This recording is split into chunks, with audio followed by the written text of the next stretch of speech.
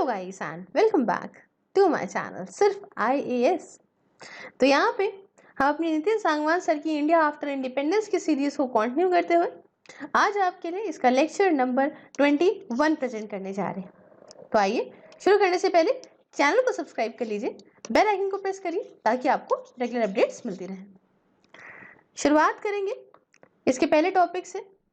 कहता है भाई एग्रीकल्चर और लैंड रिफॉर्म्स क्या है, इसके अंदर क्या है, इस कहानी को आगे बढ़ाएंगे और समझाएंगे आपको। देखिए, जो हमारा पुराना एग्रीकल्चर था, जो हमारा ट्रेडिशनल एग्रीकल्चर था, उसमें काफ़ी चेंजेस ले आए थे ब्रिटिशर्स। जब से हम कॉलोनी बने थे इन अंग्रेज़ों की, तब से इसके अंदर बहुत बदलाव आ गए थे। क्लासेस आ गए, बहुत अलग अलग चीज़ें हो गई। और जो कॉलोनियल रूल था, इसने आप जानते हैं कि काफ़ी हाई टैक्स रिजाइम ना, ऐसा नहीं था छोटा मोटा टैक्स तो पहले से ही दे रहे थे, लेकिन बाद में काफ़ी हाई टैक्स लेने लग गए। इंटरमीडिएटरी जैसे बिचौलिया, जैसे आपके जमींदार हो गए, सब जमींदार हो गए, ये सब बहुत ज़्यादा इसके अंदर आ गए थे। साथ में लैंडलॉर्डिज्म बहुत बढ़ गया था, ये तो हमने पढ़ा ही है भैया। यहाँ पे जो है कितना बड़े लेवल पे जो है ये बढ़ गया था भाई। ये भी था कि रेंट वगैरह का काफ़ी इशू, जो पुराना ट्रेडिशनल हैंडीक्राफ्ट था वो डिस्ट्रॉय हो गया था। कुछ रीज़न ये भी था कि भाई उस समय मुगल्स के टाइम पे आर्टिशन बहुत ज़्यादा थे, वो जब डिक्लाइन हुए तो ये ट्रेडिशनल हैंडीक्राफ्ट्स वगैरह भी डिक्लाइन हुआ। ठीक है, इसी तरीके से आर्टिसनल इंडस्ट्री भी खराब हो गई। और साथ में इसी के साथ ये जो लैंडलेस लोग थे, जिनके पास ज़मीन नहीं थी, इनकी जो मात्रा थी, जिनकी जो क्वांटिटी थी, वो बढ़ती चली गई और ऐसे न जाने कितनी दिक्कतें हमारे देश के अंदर आने लगी। अब देखिए, ये मॉडर्न चीज़ें लाने की बजाय इन्होंने क्या करा कि चीज़ों को बहुत ज़्यादा अलग तरीके से, मतलब एग्रीकल्चर को जो है वो पीछे कर दिया। मतलब एक तरीके से देखा जाए कि वहाँ से आए हैं, तो इसको मॉडर्न करने की बजाय एग्रीकल्चर को, हमारे देश का, इनको बैकवर्ड कर दिया। इस एग्रीकल्चर को उन्होंने पीछे कर दिया और जो प्रॉब्लम थी स्मॉल होल्डिंग्स की, वो और ज़्यादा बढ़ गई। आप जानते हैं कि एक जो हमेशा अच्छा देश होता है, बड़ा देश होता है, डेवलप्ड कंट्री होती है, उसमें हमेशा लैंड होल्डिंग्स फार्मर के पास बड़ी बड़ी होती है ना। इससे क्या होता है, कुछ भी होता है तो उसमें प्रॉफिट वाला ही सौदा होता है, लॉस का नहीं होता। और यहाँ पे छोटे छोटे लैंड होल्डिंग्स अब हो चुकी थी। उसके बाद जो टैक्सेस थे वो इतने ज़्यादा हाई थे, इसकी वजह से इतने ज़्यादा जो है कर्जे में किसान डूबने लग गए और साथ में बधवा मजदूर बन गए, बहुत सारी आ गई दिक्कतें। अब ऐसी सिचुएशन में जहाँ पे जो है इतना बड़े लेवल पे इंडियन पीजेंट्री जो है वो ड्रेन्ड है ऑफ एनी रिसोर्सेज, उनके पास कोई रिसोर्सेज नहीं है, कुछ नहीं है, और किसान एकदम बिल्कुल खाली हैं। और ये बिल्कुल आप कह सकते हो बिल्कुल ऐसे जी रहे हैं कि बस रोटी खा रहे हैं, कुछ ज़िंदगी है नहीं। और जहाँ पे जो अपर सेक्शंस हैं रूरल सोसाइटी के, वो जो है found rent and usually more profitable than capitalist agriculture as a source of income. और ये जो ऊपर वाले लोग थे, अपर सेक्शन था, अब ये क्या कह रहा था कि भैया ज़मीन जो है किराए पे दे दो, या मतलब इस तरह से करो ताकि पैसा ज़्यादा आए। मतलब इनको ये चीज़ ज़्यादा प्रॉफिटेबल लग रही थी, इंस्टेड कि हम जाएं और हम यहाँ पे एग्रीकल्चर को कुछ मॉडर्न तरीके से लेके जाएं। समझ रहे, बहुत ही कम इन्वेस्टमेंट एग्रीकल्चर में किया जा रहा था और इम्प्रूवमेंट वगैरह तो कुछ खास हो ही नहीं रहे थे, बल्कि नामात्र के बराबर। तो मतलब समझ रहे, ऊपर वाले लोग क्या कर रहे हैं यहाँ पे कि एग्रीकल्चर को यहाँ पे जो है ध्यान देने की बजाय लैंड वगैरह को रेंट पे दे रहे हैं, उससे कमा रहे हैं पैसा। और भैया जो बेचारा रेंट दे रहा है वो मर मर के काम कर रहा है, थोड़ा बहुत खाना खा रहा है, तो गरीब और गरीब हो गया, अमीर और अमीर हो गए। तो ऐसा कुछ था। साथ में जो बैकवर्डनेस थी इंडस्ट्री की, इससे भी क्या हो रहा था कि इंडस्ट्रीज कुछ खास हो नहीं पा रही थी, और इससे एग्रीकल्चर में लोग और घुसे चले आ रहे थे। क्या करते, रोटी तो खानी है ना, तो कहाँ जाएंगे, एग्रीकल्चर में जा रहे थे। इंडस्ट्रीज इतना, जो रूरल लेबर था, जो गांव का इतना मजदूर था, उसे जो है अपने अंदर ले ही नहीं पा रही थी, इन द सेंस कि काम ही नहीं मिल पा रहा था उन लोगों को वहाँ पे। तो सारे के सारे बेचारे एग्रीकल्चर में आए जा रहे थे। अब जो सपोर्ट था इस पीजेंट्री के कॉज का, इसकी जो वजह थी, इनकी दिक्कतें थी, ये कब शुरू हुआ, जब नेशनल मूवमेंट हमारे देश में आया। ठीक है, तब जो नेशनल लीडर्स थे, इन्होंने इन किसानों की भी ज़रूरतों को ध्यान में रखा और इनके तरफ से यहाँ पे आवाज़ उठाना शुरू करी। स्टार्टिंग में कुछ आउटफिट, जैसे कि आपका पुणे सार्वजनिक सभा हो गया या इंडियन एसोसिएशन वगैरह हो गए, इन्होंने काफ़ी ये सारे इश्यूज़ को काफ़ी ज़्यादा अग्रेसिवली सबके सामने जो है वो रेस करे कि भाई ये गलत हो रहा है इनके साथ में। उसके साथ यहाँ पे 1920s की अगर मैं बात बताऊं, तो 1920s में यहाँ पे पीजेंट्स मूवमेंट होना शुरू हो गए थे, है ना, उत्तर प्रदेश में, मालाबार में, है ना, in close association with non cooperation and Khilafat movement में आपको ये देखने को मिलेंगे। उसके साथ फिर एक हुआ बरदोली सत्याग्रह, ये बहुत फेमस है। बरदोली सत्याग्रह 1928 का है। ये भी एक ज़्यादा एक पीजेंट मूवमेंट के तौर पे इमर्ज होकर आया और इसने भी कहा कि भाई देखो सारा का सारा जितना भी पीजेंट्स जो किसान स्ट्रगल कर रहे हैं वो सब एक साथ आएगा। और यहाँ पे भाई ये चीज़ भी नेशनल मूवमेंट को एक अलग लेवल पे लेके चली गई, क्योंकि ज़्यादातर मात्रा में जो है वो उस समय देश में किसान ही हुआ करते थे, पीजेंट्स ही थे। अब देखिए इंडियन नेशनल कांग्रेस ने अपने जो उनका कराची का सेशन हुआ था बच्चों 1931 में, उसमें यहाँ पे एग्रीकल्चर का एजेंडा भी लेकर आई थी और साथ में जो है अपने fundamental rights and economic programs में इस एजेंडा को रखा था और इंक्लूड की थी कुछ दूसरी प्रोविजंस वगैरह को भी, जैसे कि क्या करना चाहिए, रेंट को कम करना चाहिए। जो ये जो ऊपर वाले सेक्शंस के लोग हैं जो रेंट ऐंठे पड़े हैं किसानों से, उसे कम करना चाहिए। साथ में भाई ये भी होना चाहिए कि यहाँ पे रेवेन्यू कम लीजिए, कुछ एग्रीकल्चर में जो इतने सारा कर्जा लद गया है इससे भी थोड़ी मुक्ति दिलाई जाए, शांति मिले। तो ये सारी चीजें यहाँ पे जो है इनके द्वारा भी की गई थी। उसके साथ देखिए यहाँ पे बिहार किसान सभा ने भी स्लोगन एक लिया था, स्लोगन था जमींदारी अबोल्यूशन, जमींदारी जो है उसे खत्म करो। ठीक है, कम्युनिस्ट और सोशलिस्ट ने भी यहाँ पे जो है ज्वाइन करा था कॉज पीजेंट्री का। ये जो पीजेंट्स थे, किसान थे, इनकी जो वजहें थी, इनकी जो दिक्कतें थी, इनको यहाँ पे और उठाने के लिए यहाँ पे कम्युनिस्ट और सोशलिस्ट ने भी इसका साथ दिया। जो मूवमेंट था उसे एक पैन इंडिया शेप दिया गया जिसमें ऑल इंडिया किसान सभा को भी बनाया गया 1936 में। ठीक है, अब यहाँ पे ये पूरे देश की दिक्कत है, इसलिए यहाँ पे ऑल इंडिया किसान सभा को 1936 में बनाया गया, जिसे ज्वाइन करा बड़े बड़े लीडर्स ने, जैसे कि जवाहरलाल नेहरू साहब ने इसे ज्वाइन किया था, है ना। तो काफी सारे ने किया था, इसमें से जवाहरलाल नेहरू भी थे। अब देखिए जब यहाँ पे कांग्रेस ने प्रोविंशियल गवर्नमेंट बनाई, उस समय स्टेट्स को प्रोविंसेस बोलते थे, तो यहाँ पे जब प्रोविंशियल में सरकारें बनाई तो 1937 की बात है बच्चों कि ये बहुत सारे इसने कदम ऐसे उठाए कि किस तरीके से हम जो गरीब किसान है इसे हम थोड़ा ऊपर, मतलब इसको इसकी गरीबी से, इसको उसकी दिक्कतें से बाहर निकाल सकते हैं। अब यहाँ पे क्या हुआ, फॉर एग्जाम्पल आपको बताऊं तो बिहार के अंदर, जो बिहार है, बिहार के अंदर टेनेंसी लेजिस्लेशन को पास किया गया विच अबॉलिश्ड और इंक्रीजेस रेंट सिंस 1911। हुआ क्या कि टेनेंसी लॉज एक लाए गए, उसके अंदर क्या था कि 1911 के बाद जो भी रेंट बढ़ाया गया है उस रेंट को यहाँ पे क्या कर देंगे, खत्म कर देंगे, समझे।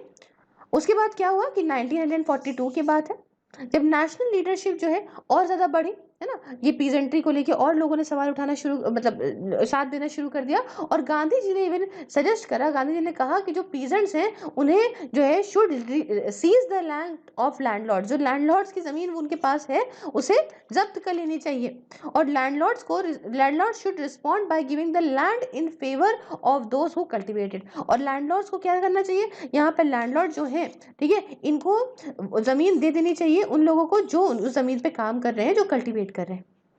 समझ रहे हैं इस बात को। अब आफ्टर द वॉर, जब ये हुआ था, वर्ल्ड वॉर हुई थी, उसके बाद जो पीजेंट मूवमेंट थे वो यहाँ पे which had subsided during it again revive. War के टाइम में वॉर वॉर वॉर होने लग गया, अरे वर्ल्ड वॉर है, वर्ल्ड वॉर है, वर्ल्ड वॉर है। उसके बाद जब ये वॉर खत्म हुई तो फिर से ये पीजेंट मूवमेंट फिर से शुरू हो गए।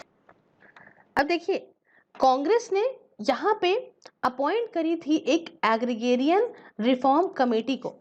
कब अपॉइंट किया था, इंडिपेंडेंस के बाद ही अपॉइंट करा था, ये कुछ 1949 की बात है जब इसे अपॉइंट करा था। और लीडरशिप जो थी वो थी J.C. कुमारप्पा की इसके अंदर। अब देखिए इसके बाद नागपुर सेशन में भी इन्होंने, जो इनका 1959 में इनका नागपुर सेशन हुआ था, उसमें भी ये कुछ रेडिकल प्रोग्राम लेकर आए थे कि किस तरीके से हम यहाँ पे कंडीशंस जो है वो पीजेंट क्लास की और इम्प्रूव कर सकते हैं। अब उसके बाद देखिए लैंड रिफॉर्म्स जो ऐसे आए जिन्होंने कुछ 4 तरह के एरियाज को, 4 ब्रॉड एरियाज को कवर करा। सबसे पहला एरिया तो ये था बच्चों कि इंटरमीडिएटरी जो बिचौलिया थे ना, जैसे कि जमींदार, जागीरदार, इन लोग को खत्म करने की बात सबसे पहले कही गई, क्योंकि सबसे ज्यादा एक्सप्लॉइट तो यही लोग कर रहे थे। बहुत सारी स्टेट्स ऐसे अपने जो है जमींदारी अबोलिशन लॉज लेकर आ गई थी 1949 तक, है ना, कि भाई जमींदारी खत्म करो ताकि पीजेंट्स को एक्सप्लॉइट न कर सके।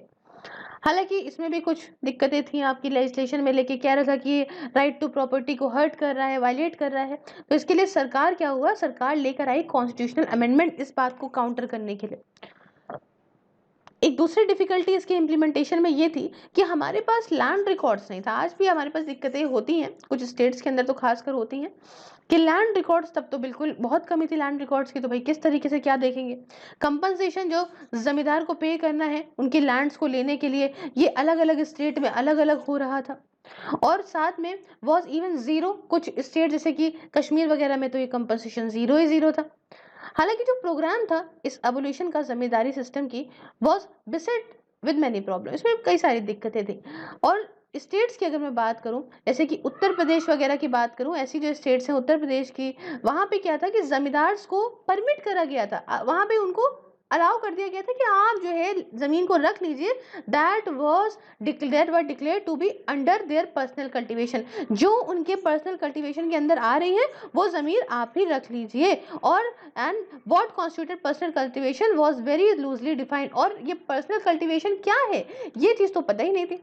समझे बात को। उत्तर प्रदेश जैसी जो स्टेट्स थी उनमें ये था कि भैया जमींदार से बोला कि जो आपके पर्सनल कल्टीवेशन में लैंड आ रही है वो आप रख लीजिए। और ये पर्सनल कल्टीवेशन में लैंड की जो डेफिनेशन है, कौन सी लैंड आएगी, ये सही से बताया नहीं गया है। ठीक है।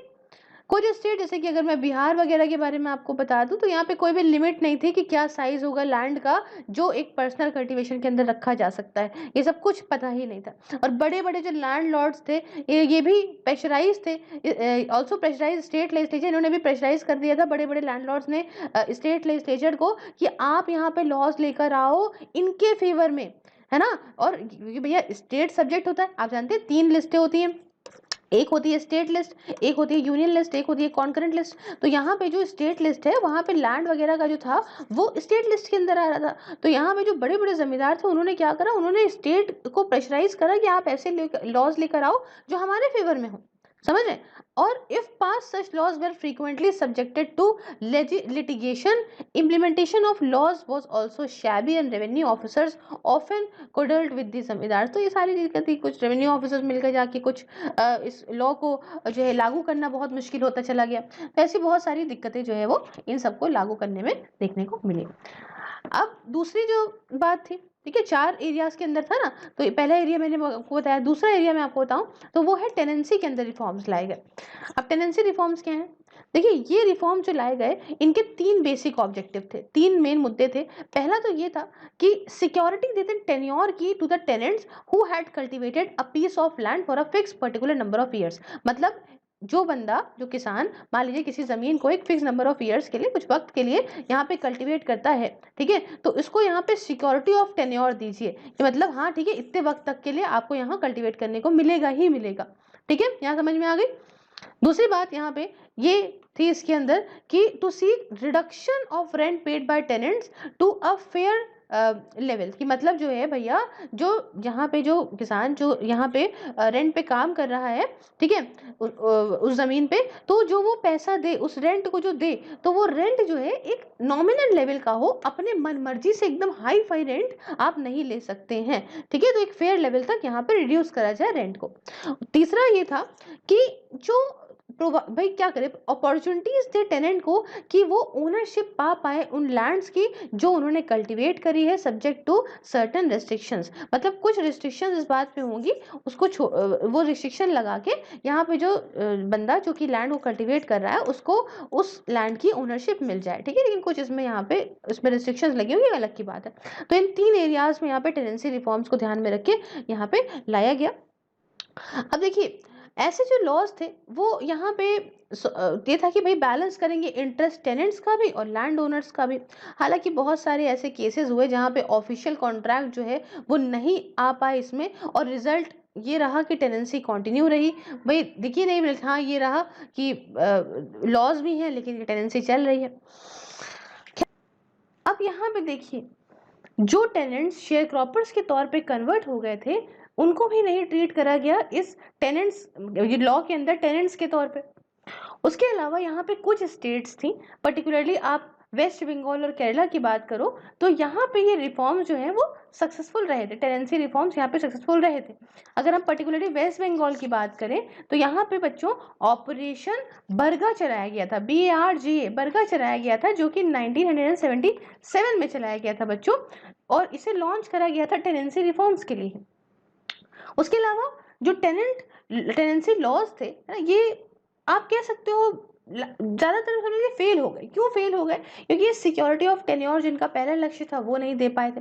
दूसरी बात, रेंट को एक फेयर लेवल तक रिड्यूस करने की बात कही थी ना, तो वो यहाँ पे इम्पॉसिबल था, है ना। इम्पॉसिबल क्यों था? क्योंकि यहाँ मार्केट की डिमांड जो थी रेंट की हमेशा से हाई रहती थी, है ना। जो लॉ में लिखा है भाई, लॉ में मान लीजिए पर्टिकुलर एक अमाउंट लिखा हुआ है कि इससे ज़्यादा नहीं रह सकते हैं, लेकिन मार्केट डिमांड हमेशा उससे ज़्यादा रहती थी, तो ये बहुत मुश्किल था फेयर लेवल तक रेंट को रिड्यूस करना।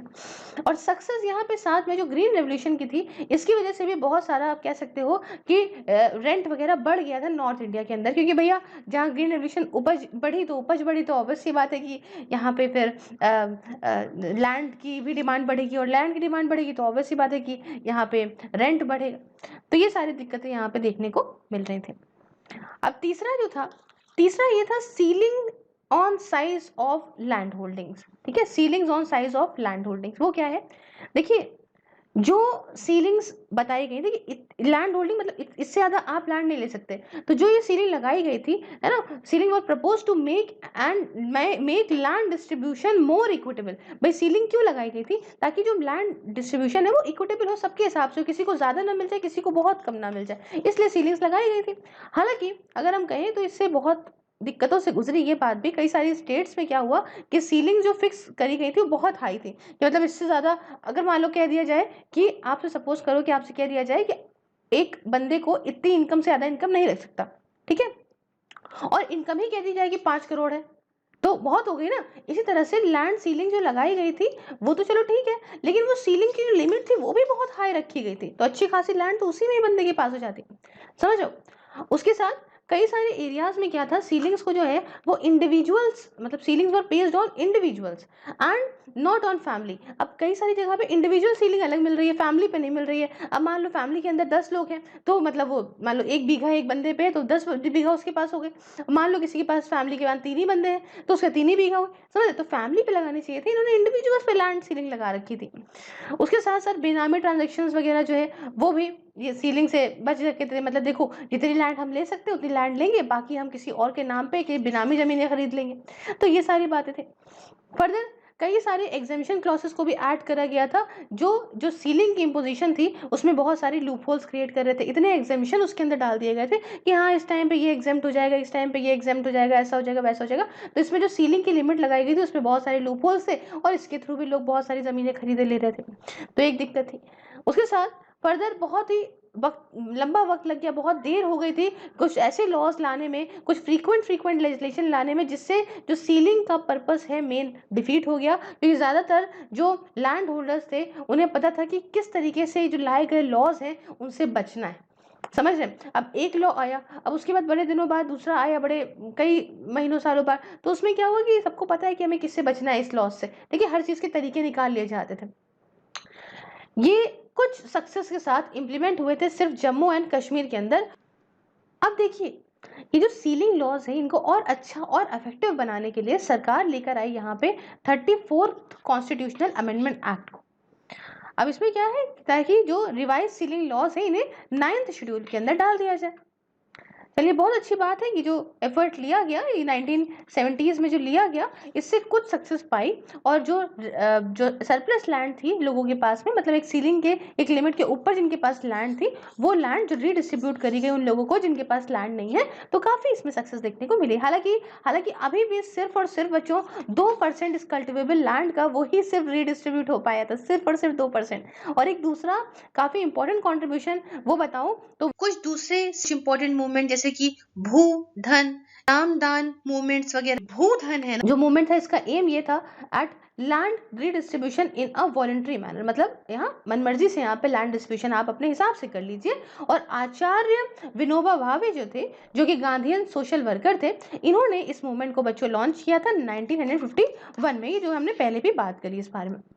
इन्होंने यहाँ पे सर्वोदय समाज एक फेडरेशन था कंस्ट्रक्टिव वर्कर्स का, उसे भी यहाँ पे ऑर्गेनाइज करा था इन्होंने। और ये अपने फॉलोवर्स के साथ मिलके यहाँ पे इन्होंने मार्च भी करी थी, मार्च ऑफ फीट, पद यात्रा जिसको बोलते हैं, ताकि यहाँ पे परसुएट करें लार्ज लैंड ओनर्स को, कहें कि भैया आप डोनेट करिए एटलीस्ट अपनी 1/6 सिक्स्थ जो उनकी लैंड है उसे आप डोनेट करिए और उसे रीडिस्ट्रीब्यूट किया जाएगा उन लोगों में जिनके पास ज़मीन नहीं है ना। टारगेट करीब 50 मिलियन एकड़ का था, है ना। 50 मिलियन एकड़ का जो है आप मान लीजिए यहाँ पे 1/6 ऑफ जो 300 मिलियन एकड़ का समझ लीजिए कि 50 मिलियन एकड़ होता है। तो टोटल लैंड कितनी थी, मतलब 300 मिलियन थी, उसका 1/6 निकाला, 50 मिलियन एकड़ लैंड जो है इसके अंदर टारगेट मान के चल रहे थे।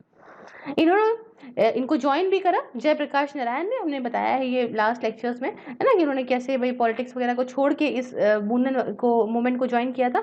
तो इन्होंने जो है इसको ज्वाइन करा अच्छे सोशल वर्क करने के लिए।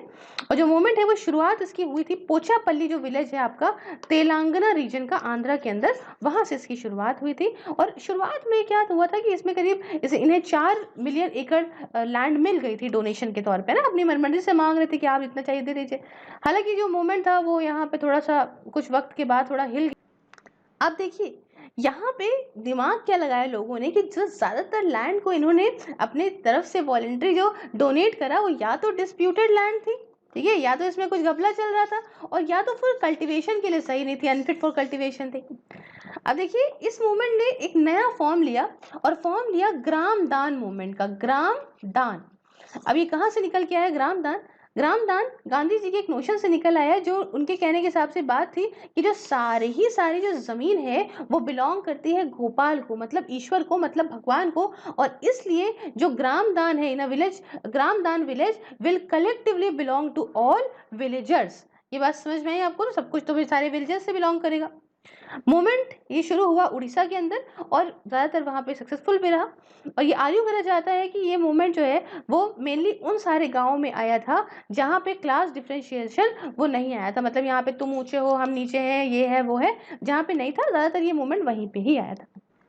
अब देखिए जो चौथा एरिया आया था वो ये था कि कॉर्पोरेट और कम्युनिटी डेवलपमेंट प्रोग्राम्स को लेकर। तो इसके अंदर जो पहला प्लान जो जिसने फाउंडेशन रखा इस कोऑपरेटिव मूवमेंट का इंडिया के अंदर, वो हालांकि सजेस्ट करा गया था, ये जो जे.सी. कुमार अप्पा द्वारा लीड एग्रीगेरियन रिफॉर्म्स कमेटी के बारे में जो पहले बात करी है उसके द्वारा करा गया था ये।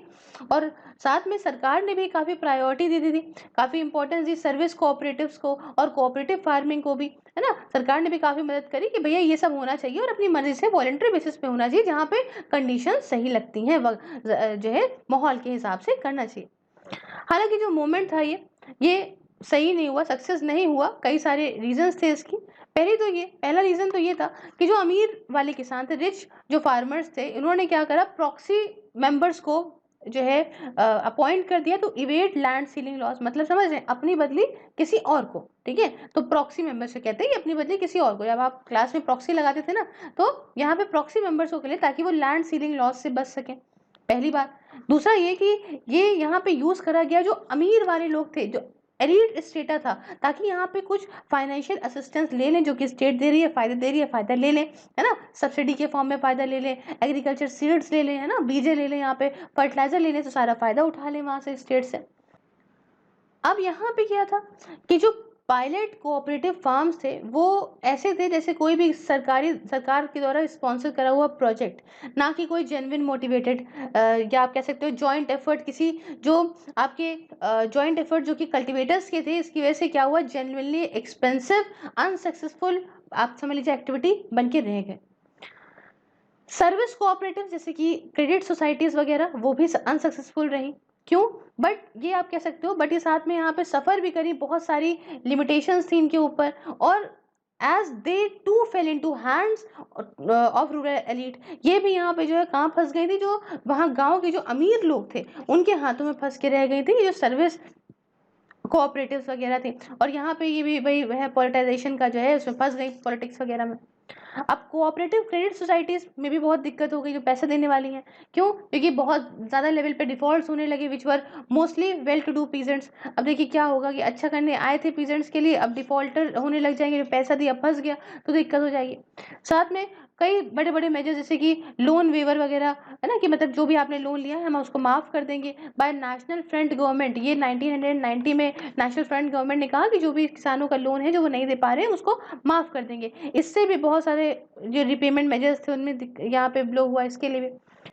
अब एक जो सक्सेसफुल कोऑपरेटिव एफर्ट्स आप कह सकते हो वो यहाँ पे बताने लायक भी है। वो जो रहा था वो रहा था भैया मिल्क कोऑपरेटिव मूवमेंट, जो कि शुरू हुआ था गुजरात फ्रॉम कायरा और खेड़ा विलेज से। और यही आप कह सकते हो बाद में व्हाइट रेवोल्यूशन हुआ है कि नहीं हुआ है बाद में। पीजेंट जो कि क्या था कि जो खेड़ा जो के थे, जो खेड़ा गांव के जो किसान थे, उन्होंने क्या करा कि दूध की जो सप्लाई थी, मिल्क की जो सप्लाई थी, उसे यहाँ पे यूज करा थ्रू इंटरमीडिएटरी ट्रेडर्स। ठीक है, यहाँ पे बीच के जो इंटरमीडिएटरी ट्रेडर्स थे उनके थ्रू यूज करा। ठीक है, into villages and felt cheated and they form cooperative. क्यों? अब इनके थ्रू ही दे रहे थे, तो क्या हो रहा था कि इनके साथ जो हो रहा था, दगा हो रहा था, ये यहाँ पे जो है वो बेवकूफ बना दिए गए थे। तो इन्होंने क्या करा, इन सारे लोगों ने एक साथ एक कोऑपरेटिव फॉर्म करी, मतलब सारे जो है वो एक साथ आए और इन्होंने एक कोऑपरेटिव फॉर्म करी ताकि इस प्रॉब्लम से, बिचौलियों से हटा जा सके, इस प्रॉब्लम से सॉल्व हो जा सके। ठीक है, एंड खुद भी यहाँ पे क्या करने लगे, अब ये खुद ही सप्लाई करने लगे। जब बड़े बड़े लीडर जैसे कि पटेल साहब वगैरह ने यहाँ पे इनको एडवाइस करा, तो अब ये किसी बिचौलिया के थ्रू नहीं जा रहे थे, अब ये खुद ही जा जाके सप्लाई कर रहे थे। ठीक है, इन्होंने क्या कहा था भाई, Kaira district cooperative milk producer union limited, क्या नाम था, Kaira district cooperative milk producers union limited जो है, इसको रजिस्टर्ड करा गया एक कोऑपरेटिव सोसाइटी के तौर पे। कब किया गया था बच्चों? 1946 में किया गया था। तो समझ में आया क्या हुआ था, बिचौलियों से बचने के लिए सारे के सारे साथ आ गए थे। उसके साथ वी कुरेन एक इंजीनियर थे, ये केरला के इंजीनियर थे, केरला से थे, मतलब इन्होंने भी कुछ अपने एफर्ट्स करे थे, कई सारे कदम उठाए थे इस, ताकि ये मूवमेंट जो है वो सक्सेसफुल हो पाए। और धीमे धीमे धीमे धीमे क्या हुआ कि कोऑपरेटिव सोसाइटी जो है उनकी एक्टिविटीज और ज़्यादा अलग अलग होने लग गई। इन्होंने शुरू कर दिया और भी काम देना, कि अच्छी क्वालिटी के सीड्स देने लग गई, इम्यूनाइजेशन वगैरह के लिए भी, rural outreach for veterinary service जो भी है सर्विसेज देने के लिए, फ्रोजन और प्रोसेस्ड जो आपका डेयरी प्रोडक्ट्स हैं उसको देने के लिए भी, और ऐसे बहुत सारे काम और भी ये सारी कोऑपरेटिव सोसाइटीज करने लगी धीमे धीमे करके। सरकार ने भी यहाँ पे डिसाइड करा कि अब हम यहाँ पे रेप्लिकेट करेंगे Anand pattern in other part of the country, and इसलिए इन्होंने यहाँ पे फॉर्म करा नेशनल डेयरी डेवलपमेंट बोर्ड को, जो आप इसका नाम सुना होगा आपने, नेशनल डेयरी डेवलपमेंट बोर्ड को, इसीलिए बोर्ड को इन्होंने यहाँ पे बनाया। ठीक है, जो कि आपका आनंद में ही जो लोकेटेड था, in the Anand itself, with Kurien as its chairman. और यही कुरेन जो थे वो इसके चेयरमैन बन गए थे। और इन्होंने ऑपरेशन फ्लड लॉन्च करा था, जिसने काफी अच्छा जो है रिजल्ट देखने को मिला हमें 1990s में। ठीक है, अब एक बहुत बड़ी अचीवमेंट दूसरी भी जो मिल्क कोऑपरेटिव मूवमेंट की थी, वो ये थी, वॉज दैट अराउंड 60% जो कि इसके बेनिफिशरीज थे वो मार्जिनल थे या फिर स्मॉल फार्मर्स थे। तो एक ये फायदा हो रहा था। साथ में इसने यहाँ पे प्रमोट कर दिया था, it had also promoted indigenous equipment industry as well. जो भाई इंडिजीनियस इक्विपमेंट, भाई जो भी यहाँ पे हमारे अंदर, हमारे देश के अंदर जो उस पर्टिकुलर एरिया की जो इंडस्ट्रीज थी वो भी जो है और डेवलप होने लग गई थी। औरतें वगैरह भी काफ़ी इम्पार्ट हुई थी। ठीक है, काफ़ी अच्छा इनको कह सकते हो, काफ़ी जो है अच्छा रहा ये, क्योंकि हम लोग वहाँ पे उस समय फॉर्म हो गई थी, इस्टेब्लिशमेंट हुआ था कई सारे विमेन डेयरी कोऑपरेटिव्स का। ठीक है, विमेन डेयरी कोऑपरेटिव्स का काफ़ी ज़्यादा इस्टेब्लिशमेंट उस समय हुआ था। एनजीओज वगैरह, मतलब एनजीओज की हेल्प से, जैसे कि सेवा वगैरह जो एनजीओ थे, इनकी हेल्प से यहाँ पे औरतों ने भी जो है अपना एस्टैब्लिशमेंट कर दिया था कई सारे वुमेन डेयरी कोऑपरेटिव्स का। देखिए, लैंड रिफॉर्म्स इतना ज़्यादा कुछ अच्छा नहीं कर पाए हमारे देश में, जैसे कि other part of the world में इन्होंने करे, कुछ कंट्री जैसे चाइना वगैरह में करे। लेकिन हाँ, कुछ चीज़ें अच्छी भी कर दी कि भैया प्रोडक्टिविटी अच्छी हो गई एग्रीकल्चर में, क्योंकि इन्वेस्टमेंट का थोड़ा सा ध्यान चला गया। साथ में ये जो फ्यूडल एलिमेंट्स थे पहले एग्रीकल्चर से, भाई उनको यहाँ से हटाने में काफ़ी मददगार हो गए।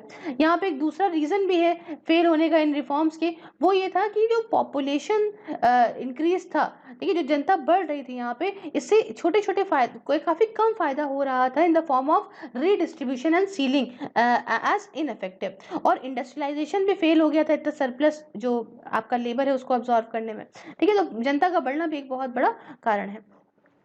अब दूसरा एक एफर्ट जो है जो किया गया था वो क्या था भैया, ग्रीन रेवोल्यूशन के फॉर्म में। ये तो काफ़ी अच्छा रहा 1960s में, ये भैया ग्रीन रेवोल्यूशन हमारे देश में आया, ताकि किस तरीके से जो है फार्म की इनकम बढ़ाई जा सके और यील्ड, हमारी प्रोडक्टिविटी वगैरह बढ़ाई जा सके। ये हमारा क्यों लाया गया था? क्योंकि भैया देखिए हम फूड सिक्योरिटी से झेल रहे थे, हमारे पास खाने को नहीं था, साथ में एग्रीकल्चर की ग्रोथ कुछ हो ही नहीं थी, जहाँ थी वहाँ रुकी हुई थी। हम फूड को इम्पोर्ट करने पड़े थे बाहर से, यूएस से। आप जानते हैं पीएल 480 के अंदर, और यूएस अपने बदले के चक्कर में हमारे को फूड या तो देर में दे रहा था या तो मना ही कर दे रहा था बात-बात में। तो ये दिक्कत इतनी, पॉपुलेशन का बढ़ना, सूखा पड़ना, इन सब दिक्कतों से जूझने के लिए भैया यहाँ पे हम ग्रीन रेवोल्यूशन को लेकर आए थे।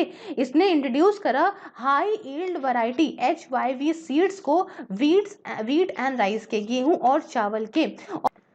मैक्सिकन ड्रॉफ वीट को यहाँ पे यूज करा गया था, इंट्रोड्यूस करा गया था। वीट ग्रोइंग नॉर्दर्न एरियाज में, नॉर्थ एरियाज में जो आपका गेहूं को उगाने में मैक्सिकन, याद रखिएगा, मैक्सिकन ड्रॉफ वीट का यूज करा गया था। और इसके बाद भाई फर्टिलाइजर्स, क्रेडिट, सब कुछ इसको मिला। और ग्रीन रेवोल्यूशन इंडिया के अंदर जब आया तो हमारे देश की भाई जो फूड सरप्लस बहुत हो गया, अब हम फूड सिक्योरिटी में काफ़ी मजबूत हुए। बट इसके कुछ सोशल, कुछ इकोनॉमिक भी दिक्कत आई, लेकिन काफ़ी हद तक ये अच्छा भी रहा।